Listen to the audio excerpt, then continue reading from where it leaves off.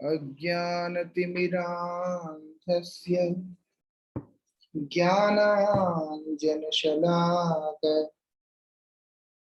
चक्षुरुन्मीलितं येन तस्मै श्रीगुरवे नमः।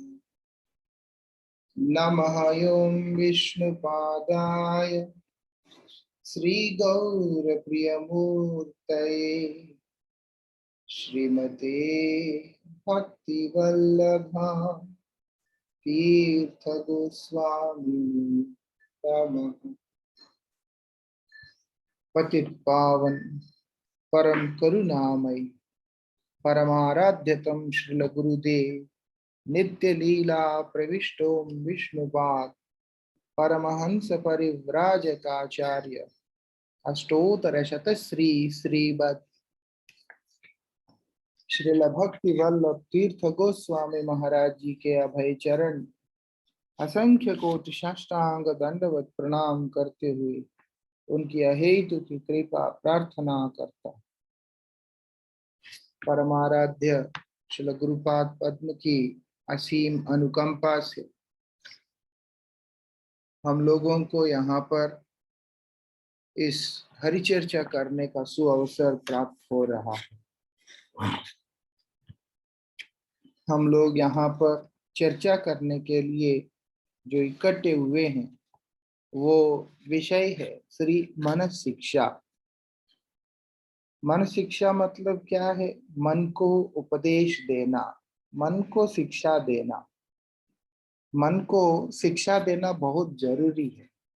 जहाँ पर शिक्षा का अभाव होता है वहां पर उन्नति नहीं हो सकता है, वहां पर प्रगति नहीं हो सकता। अगर हम प्रगति चाहते हैं, अगर हम उन्नति चाहते हैं तो हमें शिक्षा की जरूरत है। शिक्षा अगर नहीं है तो प्रगति नहीं है। विशेष करके आध्यात्मिक जीवन में किसी ने प्रगति की, किसी के अंदर आकांक्षा है तो उसके लिए सबसे मुख्य रूप से शिक्षा की अनिवार्यता है। अब जैसे श्री चैतन्य महाप्रभु, अब जैसे नारद गोस्वामी ने युधिष्ठिर महाराज को अपने उपदेशों के माध्यम से ये कह दिया था एक ही शब्द में, केनप्य उपायेन मन कृष्ण निवेशयत। कुछ भी करो हे युधिष्ठिर, लेकिन अपने मन को कृष्ण में नियोजित करो, बस। अब इतना उपदेश युधिष्ठिर महाराज के लिए ठीक था, लेकिन साधारण जीव के लिए तो ये पर्याप्त उपदेश नहीं है। इसीलिए आगे देखते हैं, श्री चैतन्य महाप्रभु ने तो किसी भी प्रकार का सारे उपदेशों को केवल नाम के साथ में समाहित करते हुए, खाते सोते उठते बैठते जागते कैसे भी तुम भगवान का नाम ले लो करके उन्होंने उस चीज को प्रवर्तन कर दिया।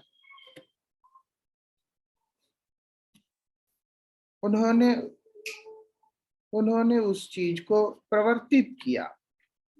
अब वर्तमान समय के अंदर जहां पर इस संसार के अंदर पतित हुए जितने भी बदजीव है, उन लोगों के लिए इन उपदेशों का सटीक तरीका से समझाने के लिए श्री चैतन्य महाप्रभु के हृदय को जानने वाले श्री रूप गोस्वामी के शरण में रहने वाले श्री रघुनाथ दास गोस्वामी, जिनको श्री दास गोस्वामी के नाम से भी संबोधन किया जाता है, उन्होंने श्री चैतन्य महाप्रभु जी के उपदेश और श्री स्वरूप दामोदर गोस्वामी जी के उपदेश, क्योंकि रघुनाथ दास गोस्वामी का एक नाम स्वरूप रघुनाथ, मतलब ये स्वरूप दामोदर गोस्वामी के रघुनाथ है।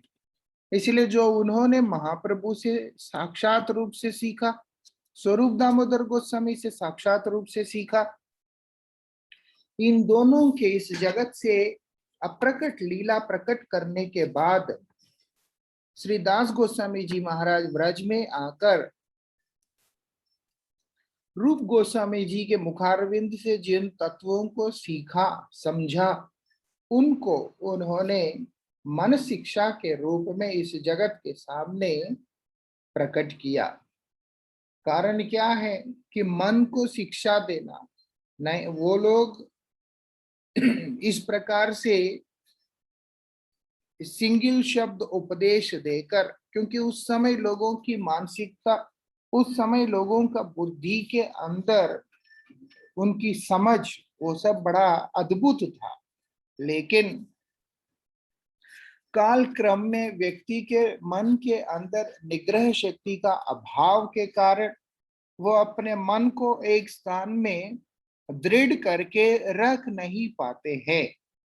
जैसे हम लोग अक्सर देखते हैं, लोग आके बोलते होते हैं कि महाराज जी मन लगता नहीं है।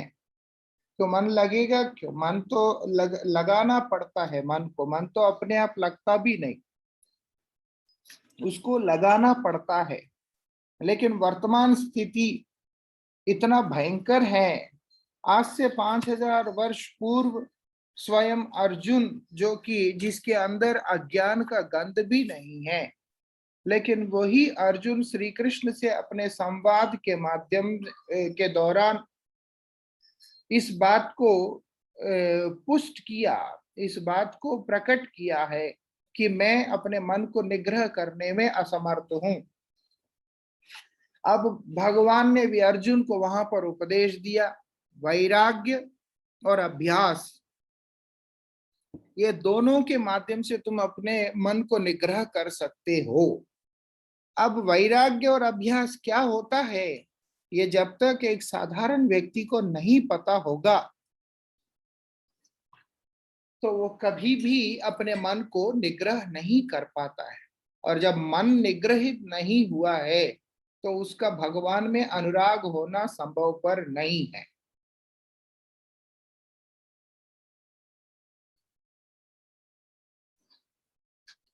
इसीलिए अव्यवस्थित मन को नियंत्रित करने, उसको सन्मार्ग पे लगाने, भगवान के प्रति अनुराग उत्पन्न कराने के लिए ही श्री दास गोस्वामी जी महाराज ने मन को शिक्षा देते हुए ये मन शिक्षा की रचना किया है।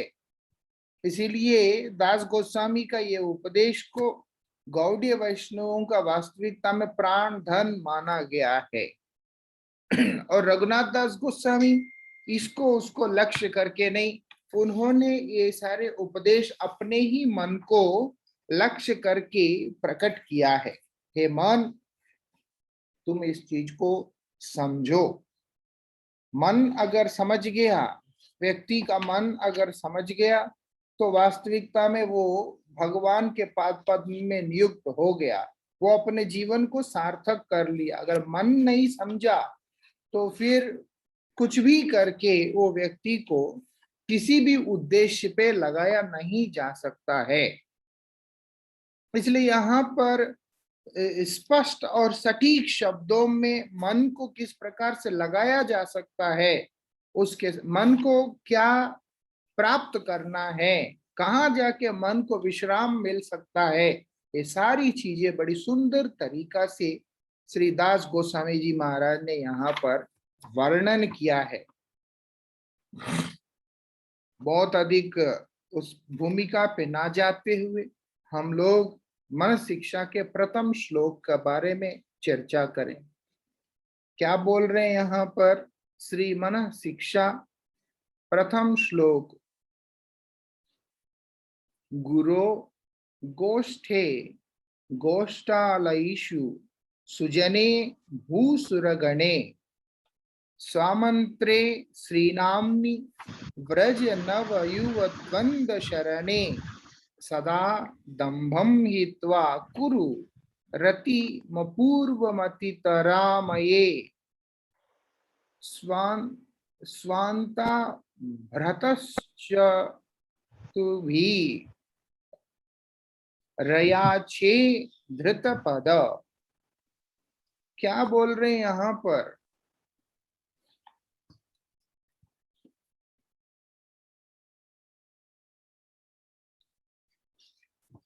क्या बोल रहे हैं यहाँ पर?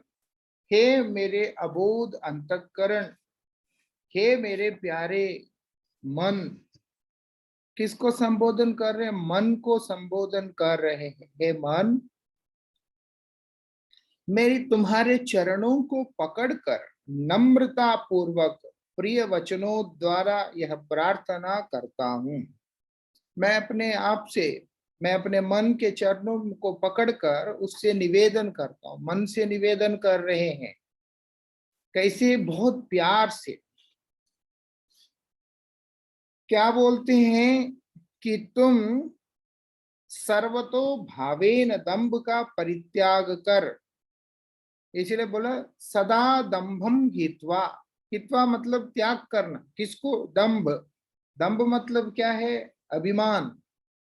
दंभ मतलब है जो अभिमान होता है अपने अंदर, अपने व्यक्तित्व को लेके, अपनी कला को लेके, अपने रूप को लेके, अपनी विद्या को लेके, अपने संस्कार आदि को लेकर जो हमारे अंदर अभिमान होता है, वो बोलते सदा हित्वा, उसको हमेशा के लिए छोड़ देना चाहिए होता है।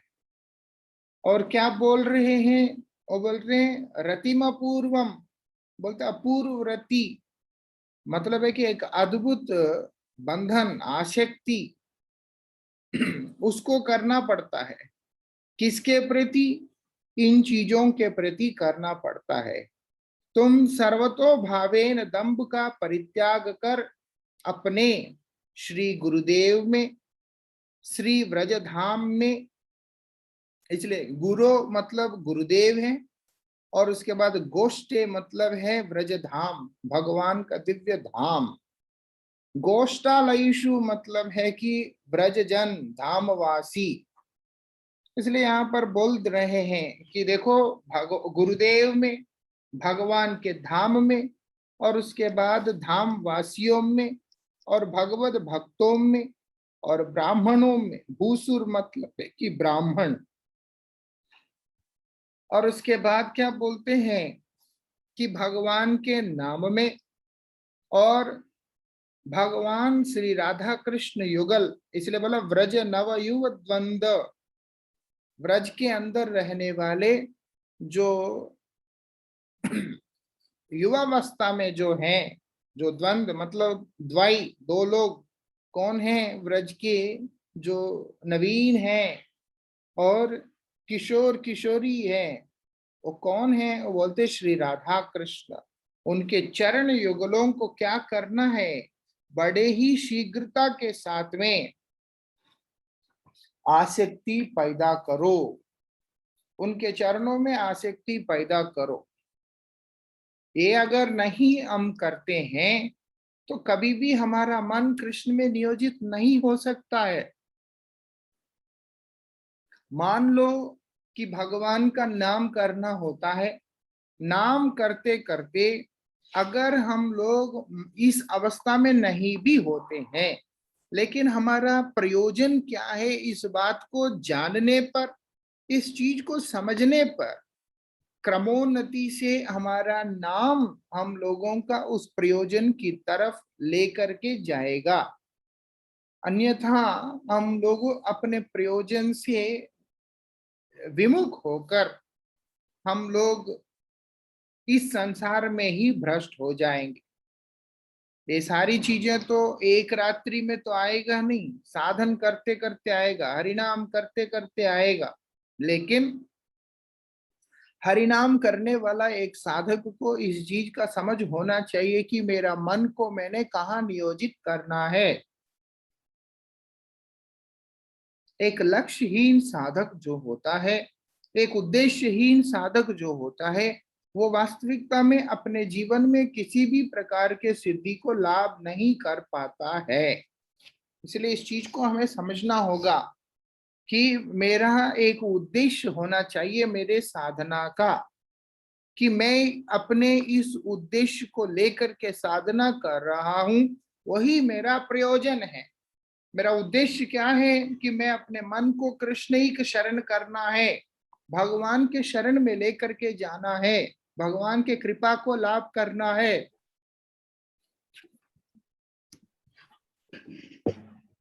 తలకాయ రుద్దుకున్న మా అబ్బాయి చెమట వాసన వస్తుంది. कृपया कोई अपना माइक ऑन मत कीजिएगा। तो इसलिए यहाँ पर इस बात को बतला रहे हैं, इस बात को बतला रहे हैं, क्या इन सब चीजों में तुम्हारा रति होना जरूरी है। जब इनमें रति नहीं होगा तो गोविंद में रति कभी हो ही नहीं सकता है। क्या बोल रहे हैं यहाँ पर, बड़े सौभाग्य से जन्म जन्मांतरों की सुकृति पूंजीभूत होने पर जिस समय जीव के हृदय में भगवत विषयिनी श्रद्धा उदित होता है, उस समय उसके लिए जो जो नितांत कर्तव्य है वो सब इस छोटे से ग्रंथ में, इस छोटे से उपदेश में वर्णन किया गया है। कि व्यक्ति के अंदर श्रद्धा उत्पन्न होता है, व्यक्ति के अंदर श्रद्धा उत्पन्न होता है। जब श्रद्धा उत्पन्न होगा तो उसके बाद उसको क्या करना होता है, श्रद्धा उत्पन्न होने के बाद उसको क्या करना है। अक्सर हम लोगों के अंदर श्रद्धा तो होता है, लेकिन उस श्रद्धा को एक दिशा देने का गुण हम में नहीं आ पाता है। हम लोग अपनी श्रद्धा को एक दिशा नहीं दे पाते, क्योंकि स्वयं हम उससे अनभिज्ञ होते हैं कि वास्तविकता में मुझे करना क्या है। इसीलिए अपनी श्रद्धा को गलत जगह पर निवेश करते हैं और परिणाम स्वरूप में हम लोगों का पतन होता है। क्योंकि श्रद्धा प्रारंभिक अवस्था के अंदर कोमल होता है। वो कोमल श्रद्धा के ऊपर जब सद शिक्षा की प्राप्ति नहीं होता है तो साधक अतिशीघ्र ही भगवान से विमुख हो जाता है। बहुत सारे व्यक्ति जिनके अंदर श्रद्धा होता है, श्रद्धा के कारण वो लोग साधु संग भी करते हैं। श्रद्धा होता है, श्रद्धा के कारण वो लोग साधु संग करते हैं, लेकिन वो साधुओं की शिक्षा के अंदर इन चीजों के प्रति उन्मुखता का अभाव होने के कारण यद्यपि वो लोग भगवान की आराधना करते हुए दिखलाई देते हैं, फिर भी उनका उद्देश्य स्वसुख वांछा, आत्मेंद्रिय प्रीति वांछा के अतिरिक्त और कुछ भी नहीं होता है। उनका इसके अतिरिक्त और कोई वांछा रहता ही नहीं। इसीलिए आदमी मंदिरों में भी जाता है, सब जगह पे जाता है, लेकिन उसका कामना केवल इस संसार का सुख होता है। जैसे आप देखेंगे असंख्य भक्त वृंदावन के श्री बांकी बिहारी जी के मंदिर में जाते रहते हैं, एक नहीं दो नहीं, असंख्य भक्त, इतना भीड़ कि वहां पर हम घुस भी नहीं सकते। लेकिन शुद्ध भक्ति या आत्म कल्याण या भगवान में रति के लिए कितने लोग जाते हैं वो हम लोग गिन भी नहीं सकते, क्योंकि वो ना की बराबर में ही होता है। वो लोग किस लिए जाते, मेरे ये काम बन जाए, मेरा वो काम बन जाए। ऐसा ही राधा रमन हो, राधा दामोदर जी हो, राधा श्याम सुंदर जी हो, कोई भी हो, ब्रजधाम नहीं तो अन्यत्र किसी और पुण्य स्थान में भी अगर कोई भी जा रहा है, उसका पीछे का उसका एक ही अभिप्राय होता है, किस प्रकार से मैं अपने इस सांसारिक सुख को वर्धित कर सकूं, मेरा अपनी ये प्रापंचिक जो चाहत है उसकी पूर्ति किस प्रकार से हो सकता है। बाह्य रूप से देखने में भक्त की तरह प्रतीत होते हैं, लेकिन आंतरिक रूप से वो भगवान से कोसों दूर होकर के बैठे हुए होते हैं। यही विडंबना है। लेकिन हमारे आचार्यगण जिसके हृदय में भगवान के प्रति श्रद्धा उदित हुआ है, उस श्रद्धा को किस प्रकार से भगवत पाद पद्म में पूर्ण रूप से समर्पित किया जा सकता है, जिससे कि जीव का नित्य कल्याण हो सकता है, वो यहाँ पर हम लोगों को शिक्षा के माध्यम से दिया जा रहा है। उसमें क्या बोल रहे हैं, इस छोटी सी ग्रंथ में ये बताया कि जब श्रद्धा उदित हो गया तो व्यक्ति को क्या करना है।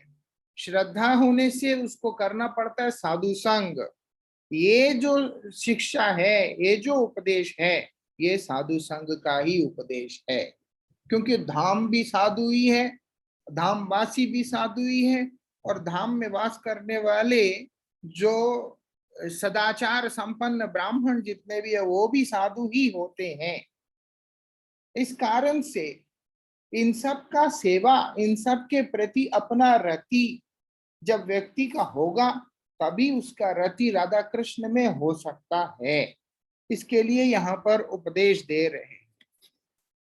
श्री सच्चिदानंद भक्ति विनोद ठाकुर जी महाराज इसकी व्याख्या करते हुए बोल रहे हैं कि हम लोग इस श्लोक के अंदर बताए हुए उन तत्वों का एक एक का हम लोग चिंतन करते हैं। सर्वप्रथम गुरो, यहाँ पर बताया गुरो गोष्ठे गोष्ठालयेषु सुजने भूसुरगणे। इसलिए सर्वप्रथम श्री गुरुदेव के बारे में यहाँ पर संबोधन करते हुए श्री भक्ति विनोद ठाकुर बोल रहे हैं, सब प्रकार के अनर्थों को पूर्ण रूप से दूर कर श्री कृष्ण संबंध ज्ञान को प्रदान करने वाले भागवत श्रेष्ठ को दीक्षा गुरु एवं श्री राधा कृष्ण युगल के भजन की शिक्षा देने वाले भागवत श्रेष्ठ को शिक्षा गुरु कहते हैं। इधर गुरु किसको कहते हैं उसके बारे में यहाँ पर श्री भक्ति विनोद ठाकुर जी महाराज बोल रहे हैं। वास्तविकता में शास्त्र के कथन के अनुसार कि स्वयं भगवान ही अपनी निजी सेवा करने के लिए ही अपना ही एक रूप, दास का जो रूप है उसको धारण करते हैं। वो इसी को हम लोग आश्रय विग्रह कहते हैं, आश्रय जाति कहते हैं। और वो आश्रय जाति ही गुरु रूप में हमारे सामने प्रकट होता है। क्या बोलते हैं, हमारे अंदर के जितने भी अनर्थ है उन अनर्थों को दूर करके हमें श्री कृष्ण संबंध ज्ञान प्रदान करने वाले जो होते हैं उनको हम दीक्षा गुरु कहते हैं। कृष्ण संबंध ज्ञान क्या होता है, कृष्ण से हमारा क्या संबंध है, उस संबंध को हमें देना। वो कैसे दिया जाता है, नाम के माध्यम से दिया जाता है। इसीलिए हमको एक चीज समझना होगा, हमारा हरिनाम होना मतलब क्या है, हमें दीक्षा प्राप्त होना मतलब क्या है कि हम लोगों को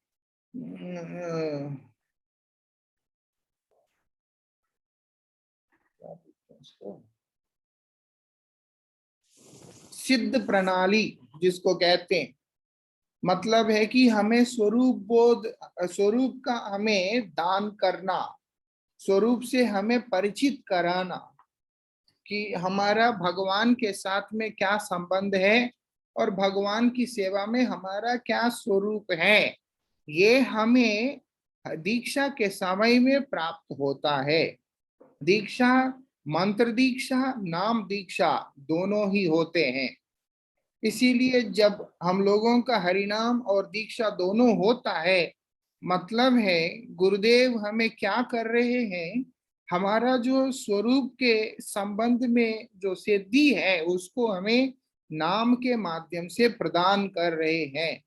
इसी को एक्चुअली सिद्ध प्रणाली भी बोल के संबोधन किया जाता है, लेकिन हम लोग उसको सिद्ध प्रणाली का शब्द प्रयोग नहीं करते, इसीलिए लोगों को नहीं मालूम पड़ता है। जब हम नाम करते करते करते हम लोगों का वो स्वरूप है वो प्रकाशित होगा, वो अनुभूति में आएगा।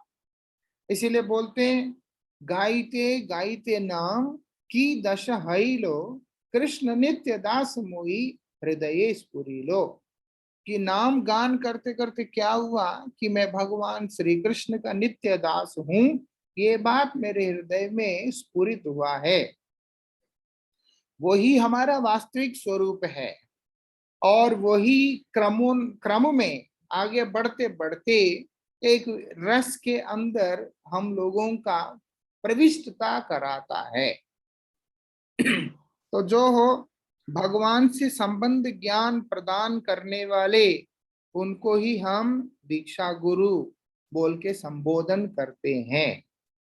वो कैसे होता है कि नाम के माध्यम से होता है, क्योंकि ये सहजिया जो लोग होते हैं, जो प्राकृत सहजिया होते हैं, वो लोग, उनका जो सिद्ध प्रणाली का तरीका अलग होता है, लेकिन हमारा वो विधि नहीं है। यहाँ योग्यता के आधार पे, योग्यता के आधार पे सिद्धि है, ना कि अल्पज्ञ जीव चिंतन करते हैं, स्वरूप को लेकर उसको सिद्ध करने के बारे में प्रयास करते हैं। बहुत अंतर होता है इसमें।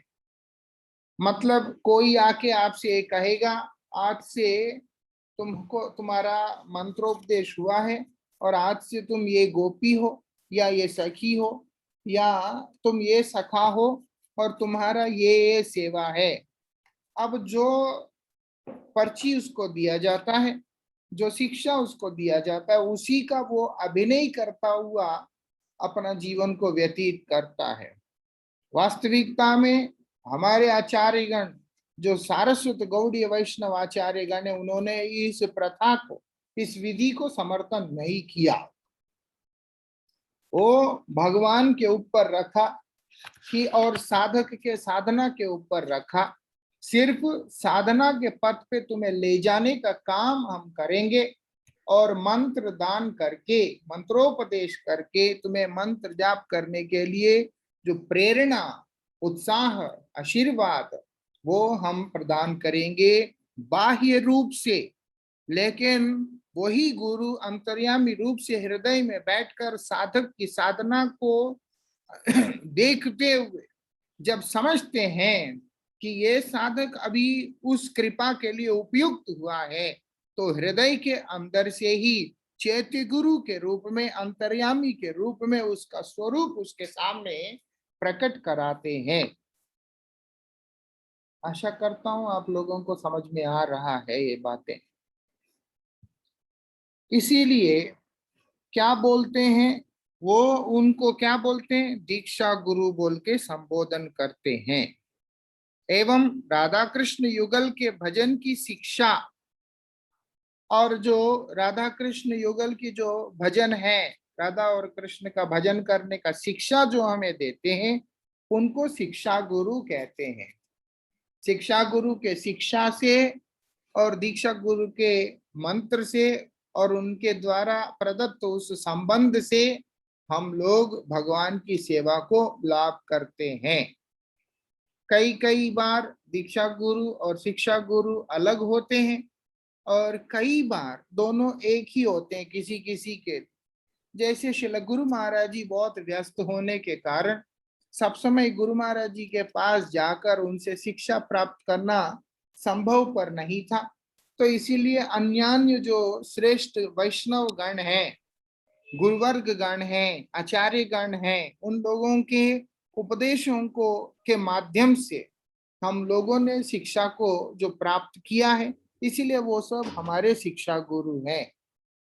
लेकिन कोई कोई व्यक्ति होता है जो हर चीज अपने गुरुदेव से सीखता है, उसको उतना समय भी मिलता है। हम लोगों को तो मिला नहीं था, लेकिन प्रारंभिक समय में, शुरू शुरू में जब अधिक व्यक्ति नहीं होते थे, उस समय कई लोगों ने कई सारी चीजें साक्षात अपने अपने गुरुदेव से जो सीखा है, उन लोगों के लिए दीक्षा गुरु शिक्षा गुरु दोनों उनके अपने गुरुदेव ही होते हैं। चाहे वो दीक्षा गुरु और शिक्षा गुरु एक हो चाहे अलग हो, लेकिन तात्विक रूप से, सिद्धांतिक रूप से दोनों एक ही होते हैं। इस चीज को हमें समझना होगा। और क्या बोलते हैं, इनको भगवान के अत्यंत प्रिय पात्र जानकर, गुरुदेव को भगवान का अत्यंत प्रिय पात्र जानकर क्या करना चाहिए, इनका प्रीति पूर्वक मनोभीष्ट सेवा करना चाहिए। अब कई लोग होते हैं हरिनाम तो ले लेते हैं, दीक्षा वगैरह भी ले लेते हैं, लेकिन उन लोगों के अंदर कभी ये इच्छा भी नहीं होता है कि हम कुछ सेवा गुरु जी का करें। वास्तविकता में गुरुदेव को हमारी सेवा की आवश्यकता होता नहीं, लेकिन ये हमारा एक सोच होता है, हमारा एक इच्छा होता है, विचार होता है, जिससे हमारा गुरुदेव में रति होगा, जिससे हमारा गुरुदेव में रति होगा। सेवा विहीन जो मंत्र है, सेवा के बिना जो मंत्र आदि होते हैं जो हम लोग ग्रहण करते हैं, वो साधना के लिए ठीक होता है, लेकिन उसमें रति उत्पन्न हो उसके लिए पर्याप्त नहीं होता है। रति मतलब है आसक्ति। आसक्ति जो संसार में है, उस सांसारिक आसक्ति को भगवान में और गुरुदेव में पैदा करने के लिए उनका सेवा करना पड़ता है। और सेवा भी किस प्रकार से करना पड़ता है, वो बोलते उनके मन के अनुसार। श्रील गुरु महाराज जी से कई बार इस बात को श्रवण किया, जैसे गुरुदेव को प्यास लगा, पानी पीना है, हम लोग सोचते हैं कि नहीं, बढ़िया सा दूध ला करके दे देते हैं, गरम गरम, गाय का, बढ़िया है, अच्छा रहेगा। अब उनका प्यास बुझता पानी से है, उनका प्यास बुझेगा केवल अच्छे से ठंडे से शीतल जल से। लेकिन सामने वाला व्यक्ति वो ना करके उसके मन के अनुसार जब सेवा करने के लिए जाएगा, और बोलते हैं उससे ना प्यास बुझेगा ना उनको संतुष्टि होगा।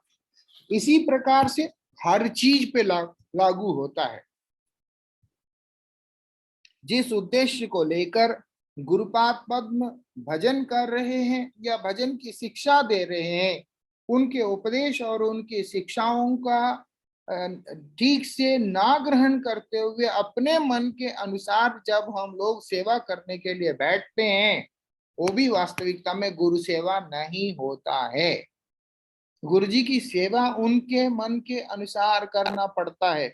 अगर हम अपनी इच्छा के अनुसार सेवा कर रहे हैं, मतलब हम लोग अपनी स्वेच्छाचारिता को त्याग नहीं किया, हम लोग अपने मन के इच्छा के अनुसार सेवा करते हैं, तो वो हम लोग अपनी स्वेच्छाचारिता को त्याग कहाँ किया।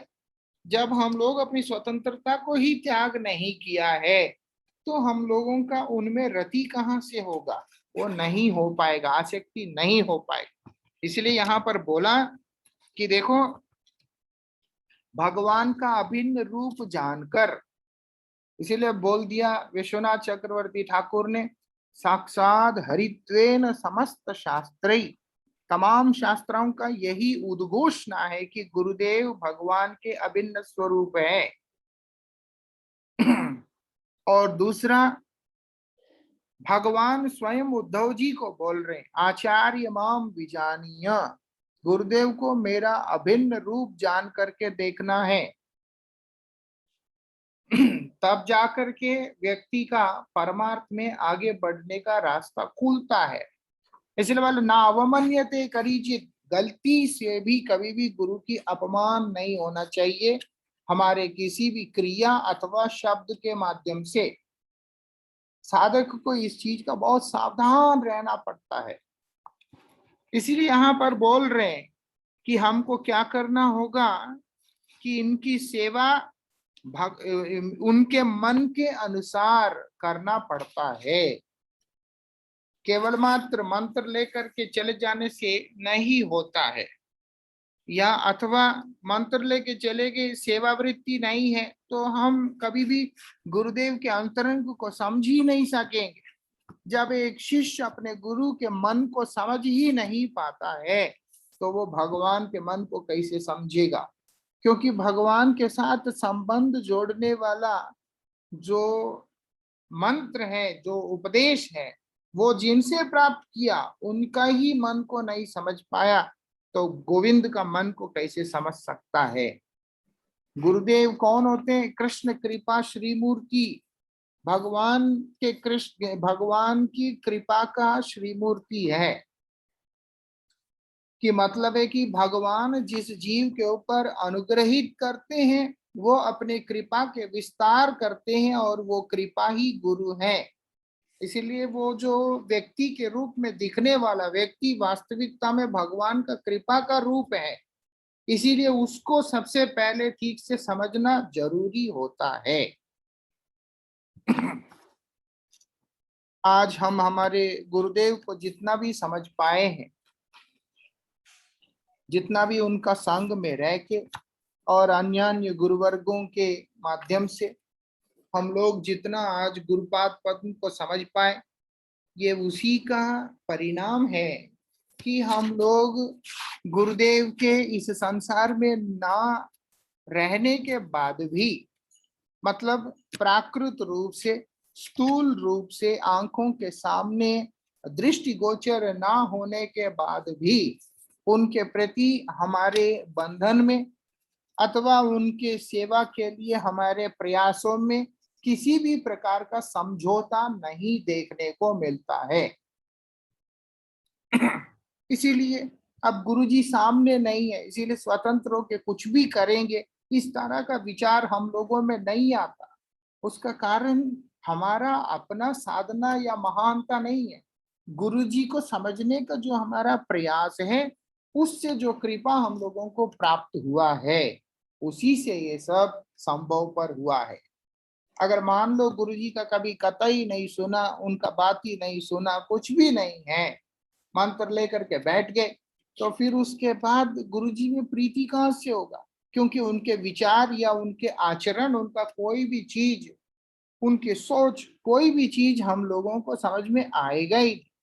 जब नहीं आया तो हमारा उनमें रति हो ही नहीं सकता है। इसलिए यहाँ पर बोल दिया बड़े प्रेम के साथ में। किसको बोल रहे हैं? मन को बोल रहे हैं, किसी व्यक्ति को नहीं बोल रहे, अपने मन को बोल रहे हैं, हे मन, तुम गुरुदेव से इस प्रकार से अनुराग करो, गुरुदेव से इस प्रकार से प्रीति करो। इसीलिए भगवान बोल रहे हैं वैराग्य और अभ्यास। वैराग्य क्या है? परम गुरु महाराज जी इस बात को बोलते हैं, विशेष रूप से परम पुरुष में अनुराग ही वैराग्य है। और प्रभुपाद जी बोलते, if you love me, love my dog. तो इसीलिए परम पुरुष भगवान में अनुराग मतलब है भगवान के नाम में अनुराग, भगवान के रूप में अनुराग, भगवान के गुणों में अनुराग, भगवान की लीलाओं में अनुराग और भगवान के परिकरों में, पार्षदों में अनुराग।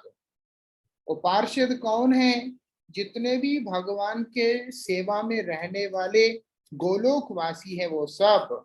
और मुख्य रूप से इस भौम जगत में हमारे सामने जो प्रकट रूप से है वो है हमारे गुरुपाद पद्म। इसीलिए वैराग्य मतलब है गुरुदेव से प्रेम, लगाव। वैराग्य मतलब है वैष्णव से लगाव। वैराग्य मतलब है भगवान से लगाव, उनके नाम से लगाव, तब जाकर के वो वैराग्य होता है। अभ्यास क्या है? अभ्यास यही है जो यहाँ पर बताया जा रहा। क्यों? मन इस संसार के गर्त में भाग जाता है, बार बार मन इस संसार के गंदगी में चला जाता है। जिस प्रकार से एक सूकर को विष्ठा के प्रति इतना प्रबल आसक्ति होता है कि आप चाहे उसको सिंहासन में ही क्यों ना बिठाओ, लेकिन जब सामने विष्ठा होगा वो उस सिंहासन का परित्याग करके विष्ठा को ही खाने के लिए चला जाता है। मन की वृत्ति ठीक उसी प्रकार से है। मन उस विष्ठा को खाने वाले सूकर की तरह है। उसको अगर गंदगी मिलता है वो सीधा वहीं पे चला जाता है, इसलिए उसको वापस खींच के लाना पड़ता है। वो जो वापस लाने का जो प्रयास है वही अभ्यास है। वो वैराग्य का अभ्यास क्या है?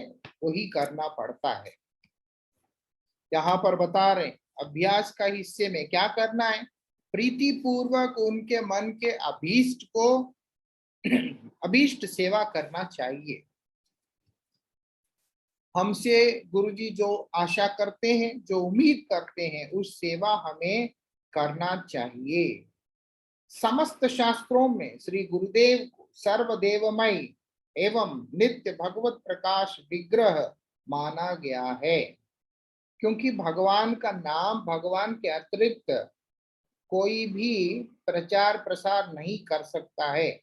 भगवान के साथ में संबंध भगवान के अतिरिक्त कोई और हमें दे ही नहीं सकता। मनुष्य कहाँ से देगा, वो दे ही नहीं सकता। इसीलिए भगवान ही कृपा करके गुरुदेव को हमारे सम्मुख में भेजते हैं। इसीलिए गुरु किसी को बनाए नहीं जाता कि आज से तुम गुरु है, कल से तुम गुरु है करके। वो भगवान की इच्छा से, भगवान की प्रेरणा से भगवान ही व्यक्ति को चुनकर इस संसार में भेजते हैं। भगवान ही चुनकर भेजते हैं कि ये व्यक्ति के द्वारा ये काम करना। क्यों? वो तो भगवान का कृपामयी मूर्ति है, भगवान ने चुना है उसको, ऐसा होता है। इसीलिए उनके लिए ये शब्द प्रयोग होते, सर्वदेवमयो गुरु। भगवान स्वयं उद्धव को बोल रहे हैं सर्वदेवमयो गुरु। गुरु मतलब कौन? सर्वदेवमय है, तमाम देवताओं का वास गुरुपाद पद्म के अंदर में ही होता है, गुरु जी के अंदर ही होता है। इसीलिए भगवान का ही एक रूप हमारे सामने गुरु रूप में विराजमान होता है। इसीलिए बोलते हैं अतएव इनमें मनुष्य बुद्धि का कदापि आरोप नहीं करना चाहिए, क्योंकि हमारे सामने रहते हैं, हमारे तरह रहते हैं, स्नान संध्या करते हैं, बाथरूम वगैरह जाते हैं, भोजन वगैरह करते हैं। इसीलिए हम अपने जैसा समझ लें वो बहुत बड़ा भूल होगा। भगवान स्वयं बोलते जन्म कर्म च मे दिव्यम एवं यो वेत्ति तत्वतः त्यक्त्वा हम पुनर्जन्म नाति मामैति सो अर्जुन। जो मेरा जन्म और कर्म दोनों ही दिव्य है, प्राकृत नहीं है। जो व्यक्ति इस चीज को तात्विक रूप से, यथार्थ रूप से इसकी सत्यता को समझने में सामर्थ्य होता है, वही व्यक्ति इस संसार का परित्याग करने के बाद दोबारा इस संसार के जंजाल में नहीं फंसता है। ये बात हमें समझना होगा। ठीक उसी प्रकार से गुरुदेव भी, भगवान के वो कृपामय स्वरूप भी इस संसार के अंदर हमारे ही तरह देह को धारण करते हैं, हमारे तरह देह को धारण करते हैं और हमारे जैसे जीवन को व्यतीत करते हैं। वो देखकर अगर हमने इस चीज को सहजता में ले लिया, अपने जैसा ले लिया, तो वास्तविकता में हमने हमारा अमंगल कर लिया है। ये बात उद्धव को भगवान बोल रहे हैं।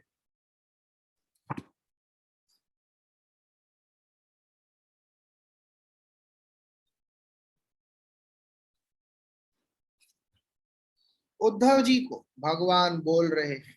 इसलिए क्या बोल रहे हैं? इनमें मनुष्य बुद्धि का कदापि आरोप थोपना नहीं चाहिए कि ये जो है हमारे जैसा ही इंसान है, हमारे जैसे इंसान है, ऐसा थोपना नहीं चाहिए। थोपने से नुकसान हो जाता है। इनमें सदैव उपास्य भाव रखना चाहिए। ये मेरा परम सेव्य है और आज नहीं, कल नहीं, चिरकाल के लिए सेव्य है, जन्म जन्मों के लिए यही मेरा प्रभु है। इसीलिए जन्म जन्मों के लिए यही मेरे स्वामी है, मेरे प्रभु है। इस भाव से हम लोगों को गुरुनिष्ठा के साथ में सेवा करना चाहिए। ये सबसे पहली बात जो मन शिक्षा के अंतर्गत बतलाया गया है। क्यों बताया, क्या जरूरत था?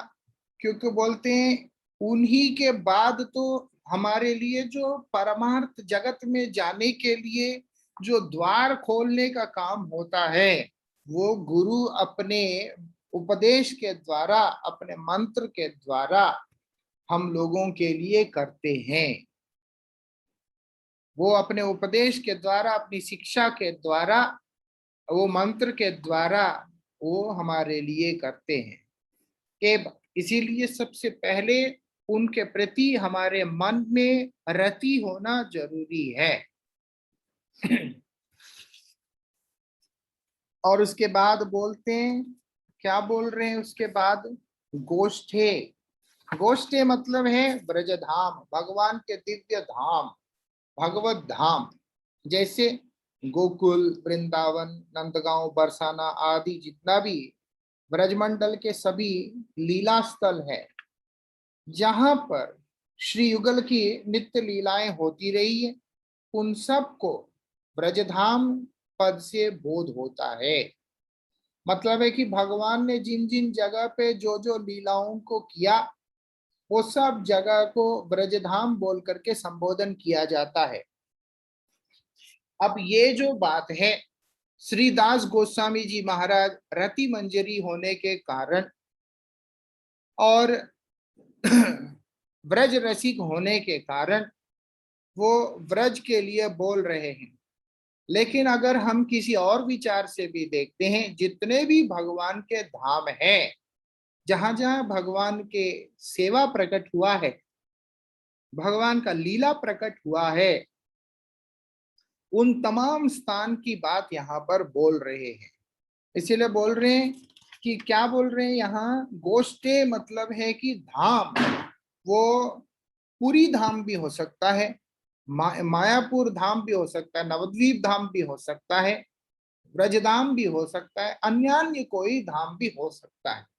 लेकिन हम जिन आचार्यों के पाद पद में चल रहे हैं, जिनकी शिक्षा लेके चल रहे हैं, वो कृष्ण लीला के रति मंजरी होने के कारण और श्री चैतन्य महाप्रभु के परंपरा के आए हुए एक आचार्य होने के कारण, जहां पर भगवान श्री कृष्ण के 5 प्रधान रसों की गुरुत्वता वो भी विश्रम्भ भाव से होने के कारण, वो यहाँ पर ब्रजधाम विशेष को आगे लेकर के हमें बतला रहे हैं।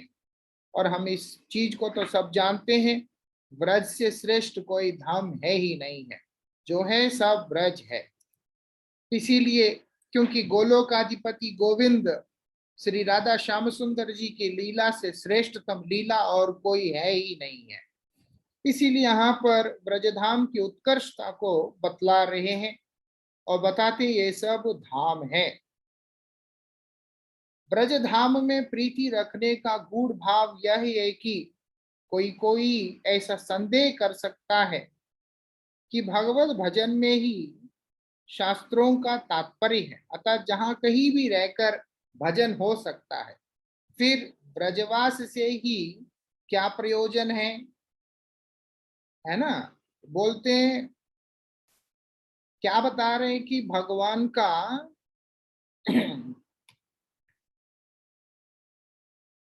भगवत भजन में शास्त्रों का तात्पर्य है, सब कुछ है। अब कहीं भी रह के भजन हो सकता है, फिर ब्रजवास का प्रयोजन क्या है, इसके लिए बता रहे हैं। क्या बोल रहे हैं, ऐसी विपरीत बुद्धि को छोड़कर ब्रज में ही विशेष अनुराग रखना चाहिए। अब ऐसी विपरीत बुद्धि को छोड़कर ब्रज में विशेष अनुराग रखना चाहिए। यदि शरीर के द्वारा ब्रजवास संभव नहीं है, तो मन के द्वारा भी प्रीतिपूर्वक ब्रज में निवास कर भजन करना चाहिए। बोलते कहीं भी रह के भजन कर लो, ब्रज में क्या जाके रहना है, ब्रज में जाके क्या करना है, ऐसे ऐसे भाव आ सकता है। बोलते इसीलिए बोलते ऐसे विपरीत बुद्धि को छोड़ देना चाहिए, ठीक नहीं, इस तरह का सोच ठीक नहीं।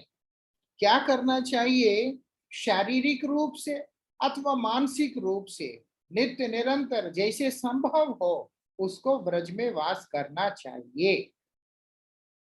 ये यहाँ हमें समझना होगा। सभी के सभी तो सब छोड़ करके ब्रज में आके तो वास कर नहीं सकते, तो फिर किस प्रकार से ब्रजवास करें।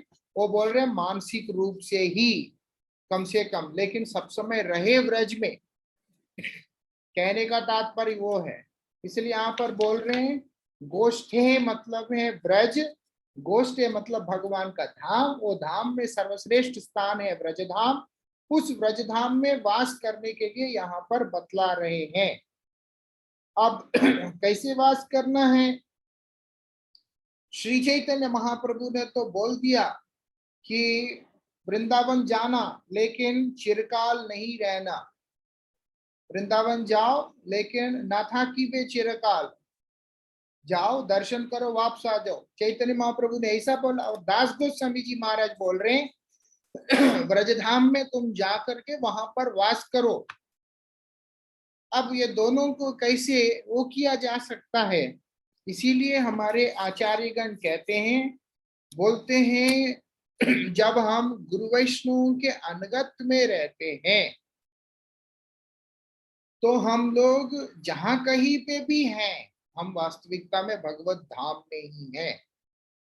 गुरु वैष्णव के अनुगत में रहने वाला व्यक्ति वास्तविकता में धाम में ही रहता है, क्योंकि ये अपने शिक्षा से, अपनी दीक्षा से, अपनी कृपा से हम लोगों के मन को व्रज की ओर खींच के रखते हैं। इसलिए क्यों वो स्वयं ब्रज में वास कर रहे होते हैं, इस कारण से उनके आश्रित जन जो होगा वो भी व्रज का ही वासी अपने आप से बन जाएगा। इसीलिए सूक्ष्म रूप से, मतलब मानसिक रूप से वो व्यक्ति कहीं पे भी है, अगर वो गुरु वैष्णव के आश्रय में है, गुरुपाद पद्म के शरण में है, तो वो व्रज में ही है। इसलिए बोले व्रज का वास करो, मानसिक रूप से व्रज का वास करो। शारीरिक रूप से संभव नहीं है तो मानसिक रूप से वास करो, लेकिन रहना व्रज में है। अगर अपनी चिंतन के अंदर, अपनी विचारों के अंदर अगर हम लोग कहीं और रहते हैं तो वास्तविकता में शारीरिक रूप से रहने के बावजूद भी उस प्रयोजन को हम लोग प्राप्त नहीं कर पाएंगे। इसलिए यहाँ पर बता दिया, सबसे पहले गुरुपाद पद्म का आश्रय लेकर धाम में वास करो। धाम में वास करना मतलब है कि भगवान की सेवा में लगे रहना। इसलिए बोलते प्रीति पूर्वक, प्रेम से ब्रज में निवास करके भजन करना चाहिए। कल्पना हो जाएगा अगर हम लोग अकेला इस चीज को करेंगे। मान लो मैं घर में बैठ करके सोचूं कि मैं अभी गोवर्धन में हूं, वो कल्पना है मेरा, वो भावना नहीं हो सकता। लेकिन जब मैं अनुगत में रहकर गुरुदेव से प्रीति करते हुए, गुरुदेव के अनुगत में रहकर जब मैं धाम का चिंतन करता हूं, तो वो मेरा कल्पना नहीं है, वो मेरा सेवा है, क्योंकि मेरे आगे मेरे गुरुदेव खड़े हैं।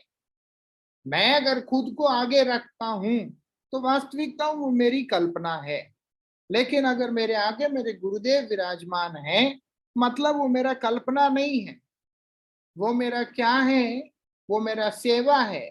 किसका सेवा? धाम का सेवा। किस प्रकार से सेवा? अनुगत में ही सेवा। बोलते इसीलिए यहाँ पर इस बात को विशेष रूप से जोर दिया।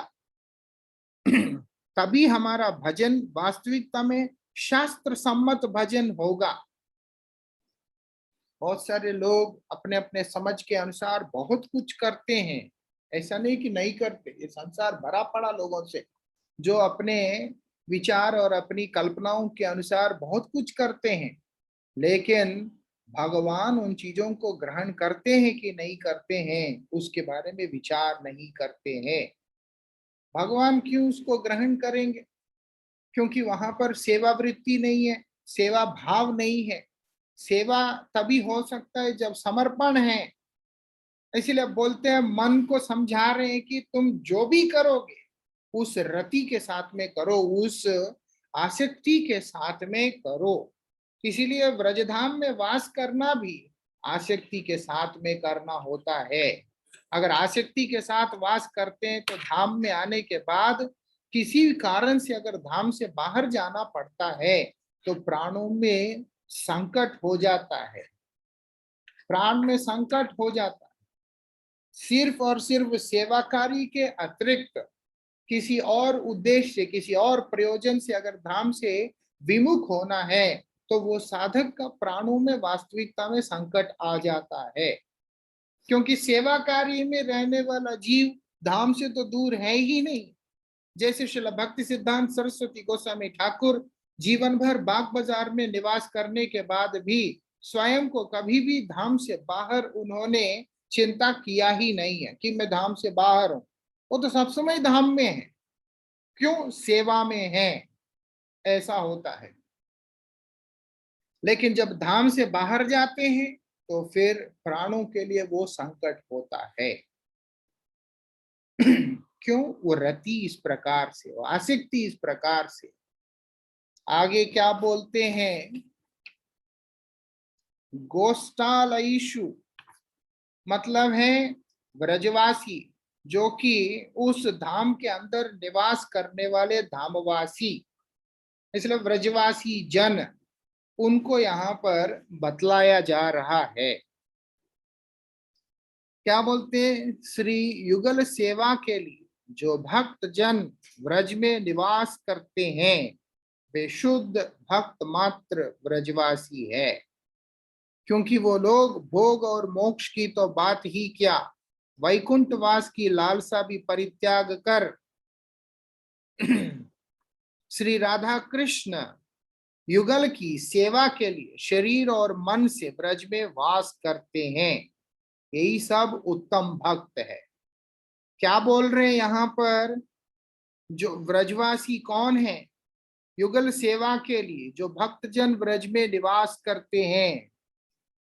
ऐसे ऐसा नहीं है कि यहाँ रहना अच्छा लगता है चलो रह लेते हैं, ऐसा नहीं। युगल सेवा के लिए जो लोग ब्रज में निवास करते हैं, युगल सेवा क्या होता है, युगल सेवा नाम सेवा, भगवान का नाम करने के लिए और भगवान के भक्तों की सेवा करने के लिए।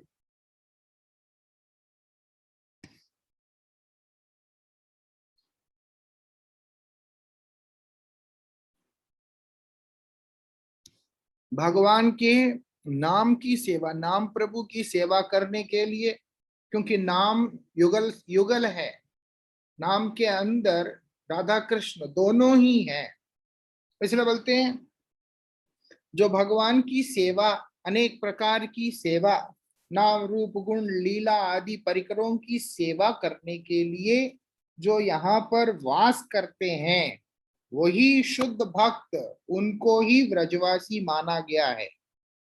हम लोग क्या करते हैं, चलो सबके ऊपर एक, चलो धाम में है एक उपकार का भाव होता है, सेवा का भाव होता है, लेकिन हम लोग शरणागति को बांटते हुए चले जाते हैं, शरणागति को हम लोग समर्पण को बांटते हुए चले जाते हैं, उसमें बंटवारा कर देते हैं, उससे अनर्थ होता है। जहां शरणागत होना है वहीं पे होना है, अन्य स्थान में हमारा सेवा तो रहेगा लेकिन शरणागति नहीं रहेगा। ब्रजवासी कौन है, केवल यही ब्रजवासी है, ब्रज में पैदा होने मात्र से वो ब्रजवासी नहीं होता, वो प्राकृत ब्रजवासी जरूर हो सकता है, उसका भाग्य उदय होने के कारण उसको ब्रज में जन्म तो मिला, लेकिन जो ब्रज को ब्रज समझेगा, जो भगवान श्री राधा कृष्ण की सेवा में रहेगा, वही व्यक्ति, उसी को शुद्ध भक्त और ब्रजवासी माना गया है। क्योंकि वो लोग ये संसार के भोग और वैकुंठ की प्राप्ति तो दूर की बात है, उनको ना तो दुनिया का भोग चाहिए ना ही उनको मोक्ष चाहिए, यहाँ तक कि उनको वैकुंठ भी नहीं चाहिए, उनको वैकुंठ की भी मांग नहीं होता है, क्योंकि ब्रजधाम जो है वैकुंठ से परे है। ब्रजधाम वैकुंठ, वैकुंठ से परे मतलब क्या है, वैकुंठ के अंतर्गत सर्वश्रेष्ठ स्थान, सर्वोत्तम स्थान वो ब्रजधाम है। इसीलिए वो लोग वैकुंठ वास लेने का भी उन लोगों में लालसा होता नहीं है, उनको ये सब चाहिए ही नहीं, उनको ये सब चीजें चाहिए ही नहीं होता। वो क्या, वो सब कौन है, वो सब उत्तम भागवत है, वो सब श्रेष्ठ भक्त है। वो बोलते हैं उनकी कृपा के बिना रागानुग भक्ति में प्रवेश संभव नहीं है। रागानुग मतलब क्या है, प्रीति सेवा, भगवान के प्रति प्रेम करते हुए उनकी सेवा करना, वो उसके बिना संभव ही नहीं है। हम लोग कोई भी प्रयास करें, कुछ भी करें, लेकिन वो सब संभव ही नहीं है जब तक कि हम लोग ऐसे भक्तों में हमारा रति नहीं होगा। इसीलिए धाम में आके जो लोग अपने शरीर के माध्यम से, अपने मन के माध्यम से, तन मन दोनों ही के द्वारा धाम में वास कर रहे होते हैं, ऐसे जो भक्त होते हैं उनका कृपा की याचना हमें हमेशा करते रहना चाहिए। मैं सदाचारी हूँ, तत्वज्ञ, भगवत भक्त हूँ, उन लोगों से मैं किसी भी विषय में कम नहीं हूँ, ऐसा दंभ छोड़कर ब्रजवासी जनों के प्रति प्रीति रखनी चाहिए। क्योंकि साथ रहते हुए ऐसा हो जाता है कि मैं भी कुछ हूँ। मैं ये मनुष्य का एक स्वभाव होता है, जीव का एक स्वभाव होता है कि वो अपने आप के साथ में तुलना करने लगते हैं। जब दूर में रहते हैं तो सोच अलग होता है, जब पास में रहते हैं तो सोच अलग होता है। वो अपने साथ में तुलना करने लगते हैं, मैं भी तो ब्रजवासी हूँ, मैं भी तो पंडित हूँ, मैं भी तो भक्त हूँ, मैं भी तो सदाचारी हूँ, मैं तो कोई गंदा काम नहीं करता हूँ। इस प्रकार से मन में कई तरह के विचार आते हैं। बोलते हैं इन सारे विचारों को बहुत दूर में रख के अपने आप को हमेशा हमेशा के लिए कि मैं इन भक्तों का दास हूं, इनका कृपा का अभिलाषी हूं, आकांक्षी हूं, क्योंकि ये लोग सर्वश्रेष्ठ हैं। इस भाव से उनके प्रति समर्पित होकर क्या करना होगा, वो बता रहे हैं कि उनके प्रति प्रीति रखना होगा, आसक्ति रखना होगा। कोई भी नहीं होता जिनका उद्देश्य क्या है उसको अच्छी तरह से समझ के उसके बाद, उद्देश्य क्या है, अगर राधा कृष्ण की सेवा प्राप्ति उद्देश्य है, राधा कृष्ण की सेवा उनका उद्देश्य है, उनका नाम रूप गुण लीला का कीर्तन उनका उद्देश्य है, तो ऐसे जो श्रेष्ठ भक्तगण जिनको भोग वांछा नहीं है, भुक्ति वांछा नहीं है, मुक्ति वांछा नहीं है, कुछ भी नहीं है, ऐसे जो लोग हैं उनके प्रति हमारा रति रखना होगा। सीधी बात है, a man is known by the company he keeps. अगर हम लोग ऐसे लोगों के संगति में रहेंगे जिनको भोग वांछा है, मोक्ष आदि वांछा है, तो कभी भी हम लोग भक्त नहीं बन सकते, हम भी उन लोगों की तरह ही बन करके रह जाएंगे। इसीलिए इस चीज को हमें यहाँ पर समझना होगा। इसीलिए यहाँ पर बता रहे हैं कि हमको क्या करना होगा, भक्तों के संगति में रहकर इसी प्रकार से उनसे आसक्ति रखकर साधन करना होगा। ऐसा किसको बोल रहे हैं, अपने मन को बोल रहे हैं। और ये सब तभी संभव है जब हम अपने अंदर का अभिमान को छोड़ देंगे। इसीलिए दास गोस्वामी जी महाराज बोलते हैं, मन तुम अपने अभिमान को छोड़कर ये सारे काम करो। इसके आगे की चर्चा हम लोग कल करेंगे। हरे कृष्ण।